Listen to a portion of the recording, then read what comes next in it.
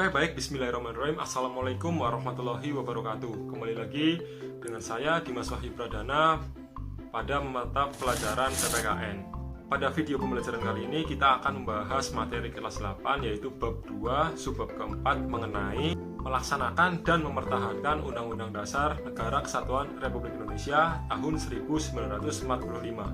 Setelah kemarin kita belajar mengenai peraturan perundang-undangan dalam sistem hukum nasional, hari ini kita akan mempelajari tentang cara mempertahankan dan melaksanakan Undang-Undang Dasar Negara Kesatuan Republik Indonesia tahun 1945.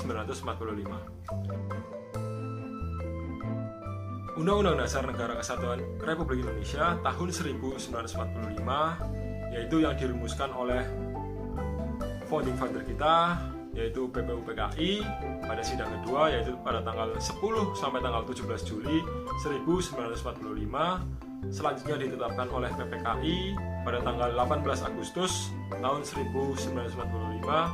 Pada hari itu ditetapkan sebagai Undang-Undang Dasar Negara Kesatuan Republik Indonesia. Akan tetapi Undang-Undang Dasar Negara Kesatuan Republik Indonesia tahun 1945 masih memiliki kekurangan. Maka dari itu Undang-Undang Dasar Negara Kesatuan Republik Indonesia tahun 1945 itu telah diamandemen sebanyak 4 kali, yaitu pada tahun 1999, 2000, 2001, dan 2002. Secara umum, undang-undang itu ada yang dapat diubah dan tidak dapat diubah. Jika mengacu pada Undang-Undang Dasar Negara kita, Undang-Undang Dasar Negara Kesatuan Republik Indonesia, itu dapat diubah karena di pasal 37 Undang-Undang Dasar itu sudah diatur tentang tata cara perubahan dari Undang-Undang Dasar Negara Kesatuan Republik Indonesia tahun 1945.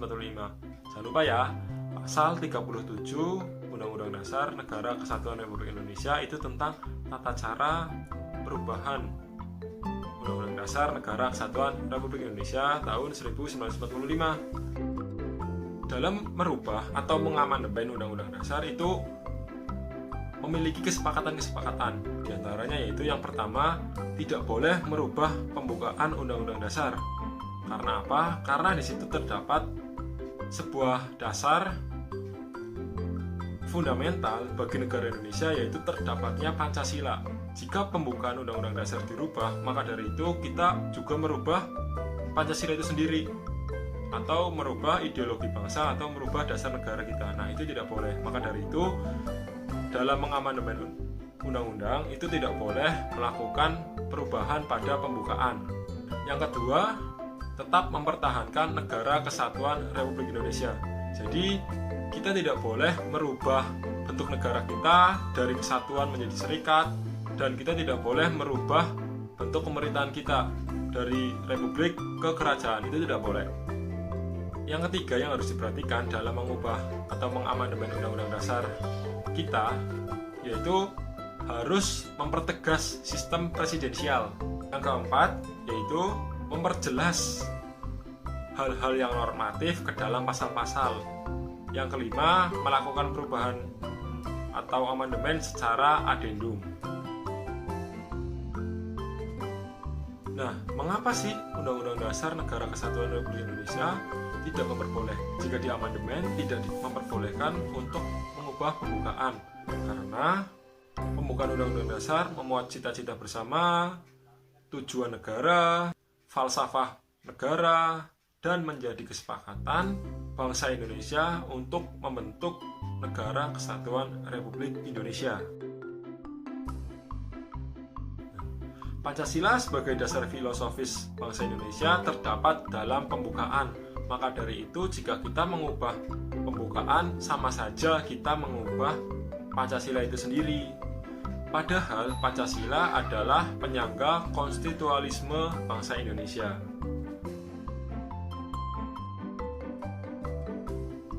Nah, dalam pelaksanaannya dan mempertahankannya, kita harus memunculkan sikap-sikap positif terhadap Undang-Undang Dasar Negara Kesatuan Republik Indonesia, yaitu contohnya dengan menghormati dan mematuhi peraturan Undang-Undang Dasar ataupun peraturan-peraturan lain yang berada posisinya di bawah Undang-Undang Dasar. Contohnya semisal kalian melaksanakan tata tertib di sekolah. Yang kedua, kalian harus menyadari manfaat Undang-Undang Dasar. Manfaatnya adalah, jadi kalau nggak ada Undang-Undang Dasar, negara kita akan kacau balau. Tidak ada aturan yang menjadi dasar dalam kita melaksanakan negara. Tidak ada yang menjadi dasar dalam kita menyelenggarakan ketatanegaraan. Yang ketiga, kita harus mengkritisi pelaksanaan Undang-Undang Dasar Negara Kesatuan Republik Indonesia. Semisal ada yang melanggar, baik pemerintah, masyarakat, maupun kalian sendiri, kalian harus mengkritisi supaya aturan tersebut itu bisa dilaksanakan secara konsekuen.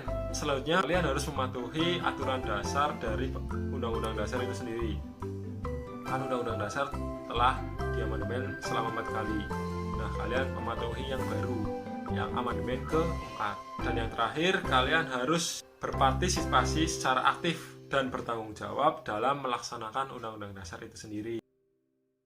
Dalam pelaksanaan dan mempertahankan Undang-Undang Dasar, kalian tidak hanya mempertahankan pembukaannya saja, akan tetapi kalian harus melaksanakan pasal-pasal yang terdapat dalam Undang-Undang Dasar Negara Kesatuan Republik Indonesia itu sendiri.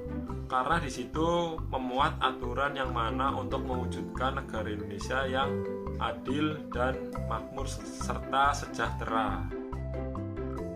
Baik, sebagai penutup, saya mengutip kata-kata dari Brilliant yang mana dia mengatakan hidup adalah objek-objek permainan, di mana objek permainannya adalah untuk mempelajari aturan. Sekian dari saya, kurang lebihnya saya mohon maaf. Jika ada benarnya itu datang dari Allah Subhanahu wa taala, jika ada salah itu datangnya dari diri saya sendiri. Terima kasih. Wassalamualaikum warahmatullahi wabarakatuh.